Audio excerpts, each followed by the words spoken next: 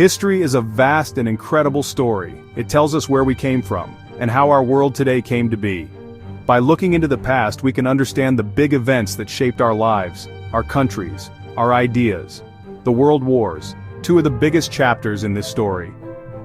Before the first great conflict began in 1914, Europe was like a pile of dry wood waiting for a single spark. Powerful countries were building huge empires: Great Britain, Germany, France. The spark came on a summer day in 1914. Archduke Franz Ferdinand visited Sarajevo. Gavrilo Princip, a young Serbian nationalist, he shot the Archduke. That single act set off a chain reaction. Austria-Hungary declared war on Serbia. Russia came to Serbia's aid. Germany declared war on Russia for Austria-Hungary. France was pulled in. Great Britain was pulled in. The continent stumbled into a massive war no one knew how to stop. World War I, also known as the Great War, was unlike any conflict seen before. Both sides dug long, complex systems of trenches. These were muddy, rat-infested ditches where soldiers lived in terrible conditions for months, even years.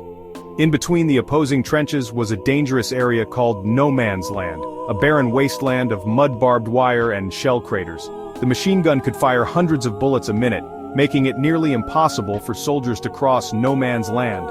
Giant artillery cannons could fire huge explosive shells from miles away, destroying trenches and everything in them.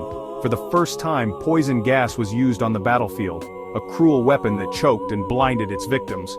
Armored vehicles called tanks were developed by the British to cross the treacherous terrain and break through enemy lines. Airplanes, a brand new invention, were first used for spying before pilots began fighting each other in the skies in thrilling but deadly dogfights. On the Eastern Front, the vast armies of Germany and Austria-Hungary battled against the massive Russian army. The war was also fought at sea, where powerful battleships clashed and German submarines, known as U-boats, tried to sink supply ships heading to Britain. The United States joined the Allied side in 1917, bringing fresh troops and supplies that tipped the balance of power. At the same time, Germany was running out of soldiers, food, and materials. Its people were starving and tired of the endless fighting. Finally, on November 11, 1918, at 11 o'clock in the morning, an armistice or an agreement to stop fighting was signed. The guns fell silent across Europe, but the world was left with deep scars and millions of lives lost. In 1919, the Allied nations met in France to write the Treaty of Versailles. The treaty was meant to officially end the war and prevent another one.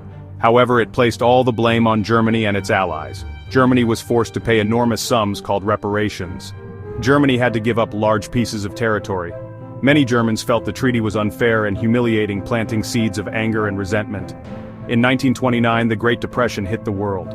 Businesses closed. People lost jobs.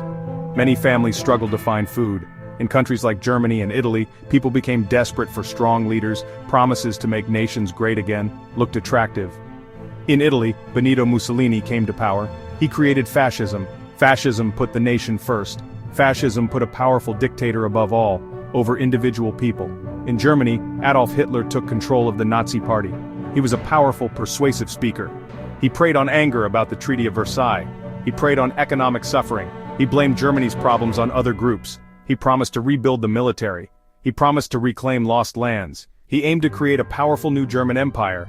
Hitler began to openly defy the Treaty of Versailles. He rebuilt Germany's army. Britain and France hesitated to challenge him. They remembered World War I's horrors. This set the stage for an even bigger war. On September 1, 1939, Adolf Hitler's Germany invaded Poland. This act of aggression was the final straw for Britain and France. 2 days later, they declared war on Germany. This marked the beginning of World War II, a conflict even larger and more destructive than the first. The German army unleashed a new type of warfare called Blitzkrieg. Blitzkrieg, Lightning War. Poland, Denmark, Norway, Belgium, the Netherlands, France. By 1940, Great Britain stood almost alone in Europe. The Battle of Britain was fought in the skies. The RAF bravely fought off the German Air Force. They prevented a German invasion of the island, proving Hitler could be stopped. In 1941, Hitler broke his pact with the Soviet Union. He launched a massive invasion. The brutal Eastern Front opened. On December 7, 1941, Japan attacked Pearl Harbor in Hawaii. That attack brought the United States into the war. Fighting now raged across Europe, North Africa, Asia, the Pacific Ocean. Major battles like Stalingrad on the Eastern Front, where the Soviet army stopped the German advance. On June 6, 1944, D-Day. Allied forces launched the largest sea invasion in history, landing on Normandy's beaches. The Allies began to push the German army back.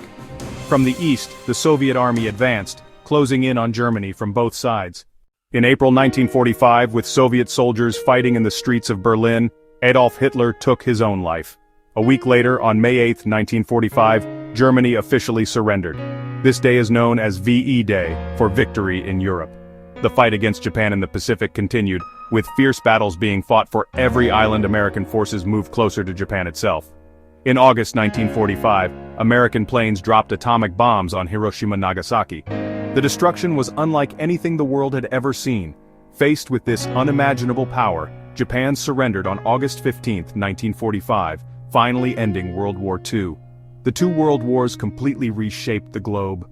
Borders were redrawn, the Austro-Hungarian Empire disappeared, the Ottoman Empire disappeared.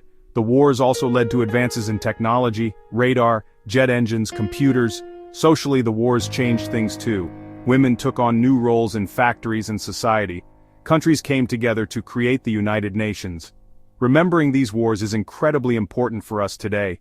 They serve as a powerful lesson about the dangers of extreme nationalism, unchecked aggression, and intolerance. They remind us of the incredible sacrifices made by millions of soldiers and civilians, and the devastating cost of global conflict. Most importantly, we learn the value of peace, cooperation, and understanding between different people and nations. It is our responsibility to remember the past, so that we can work together to build a better and more peaceful future for everyone.